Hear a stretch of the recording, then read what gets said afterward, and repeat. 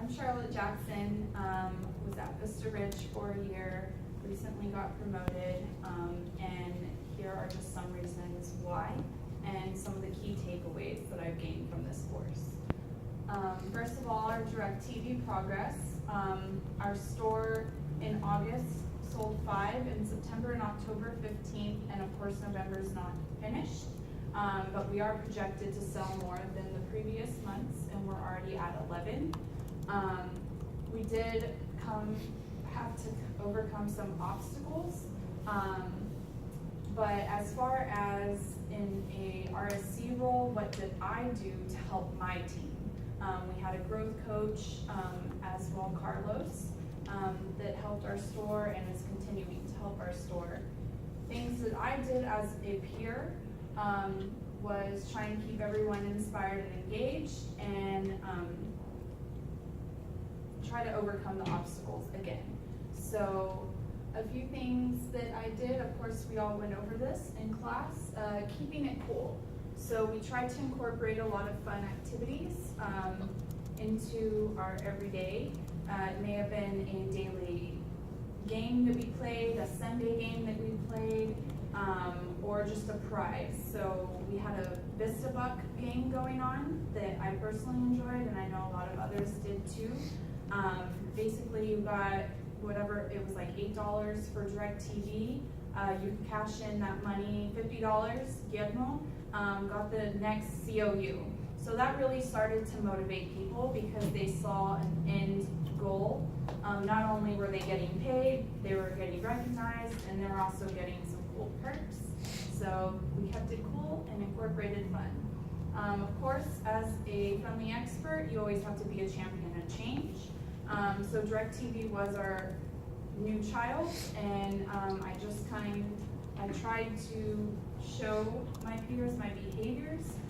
I personally wasn't as good at selling DirecTV as I was Digital Life, but what I did show was the behaviors. Even though I didn't close them constantly, I still showed the behaviors and tried to get my peers comfortable with them as well. We magnified success in our store. We had a bunch of different things going on. These are just a few. The way we magnified is, of course, we had a wired countdown. So everyone got a mark how many they sold. DirecTV, and I was the wired SNE, so also Digital Life. But that just kind of showed, hey, you know, when you hit that 5 mark, everyone sees that. And I would even constantly approach people and just be like, hey man, you have 5, that's awesome. So it just made the peers aware of how many you sold, and also kept track for yourself where you were daily. So we also had our 3-month up here that kind of saw where you've come from, where you are today, as well as your other peers. And then at monthly meetings, I made people promise themselves if they were going to make money. And how are you going to make money? By selling wired, of course, one of the things. But so I gave it meaning as well. You have to connect your peers to something more broad, so not just themselves. So our store, we needed to fight for our store as well as our manager's paychecks. It wasn't only ours, and our district where we stood. So I made a wired countdown for the store and kind of said, this is what we need to do to get our managers paid too, because we all respect them. So that was just something that I gave it meaning with DirecTV. And then I just made it personal again by doing fun games and approaching everyone, seeing what worked for them. Some people weren't comfortable, you know, with the educational part, so I tried to help them with that. Everybody is different, so you had to just find what it was they were struggling with. And even though I was struggling with it as well, I tried to learn and grow with them. All right, so what have I learned from COR?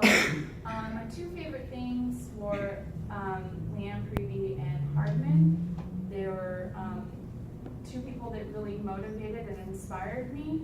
Personally, Leanne Prevey, I just kind of put together a quote it wasn't really exactly what she said, but it's what I took away from her. She basically said, do your job extremely well and do it with your utmost integrity. Don't forget to think outside of retail. Broaden your experience, have vision, and take risks. Take risks was something that actually got me to apply. I wasn't at my year mark. Eric had a position open, and I just kind of went for it. I didn't get the job, but it was a risk I took. A week later, the colony opened up, and I took that risk again, even just being rejected. So I always had her in the back of my mind. And again, take risks was something I just kept repeating in my mind over and over, and will continue to. Shane Rangani, incredible speaker. We all enjoyed him. But one thing he really said that stood out to me was, don't gauge yourself against anyone and make this your business. So when I went back to the store, I realized I'm not just an employee. This is my livelihood, and this is what I'm gonna make it. So every day, I was like, that's my customer. I gave them my card, tried to make sure that they came back to me, and it would hurt if I ever saw someone logged into Q that I helped before, and I tried to make that never happen again because it was my business. As far as Hardman, again, earlier we kind of covered that, but the one thing I got from him was find your mentors and find your sponsors. Something I'm gonna continue to do, and something that I really felt like I did at Vista that helped me get to where I am today. And then of course, Blake, he said 5 things to consider that I really had, but I hadn't really put them to paper. So I actually wrote the answers to his questions, and it made me assess where I want to go and where I was. And of course, Heather emailed us his presentation. If you guys haven't done this, just kind of journal it for yourself. It really helped me find my direction. And what are my next steps? I'm of course going to be a sales driver at my new store. I'm going to seek my new mentorships and new sponsorships. I'm going to find that one thing that makes me stand out as an ASM. And I'm just going to aim for the stars and try to be promoted within a year. So that's pretty much me.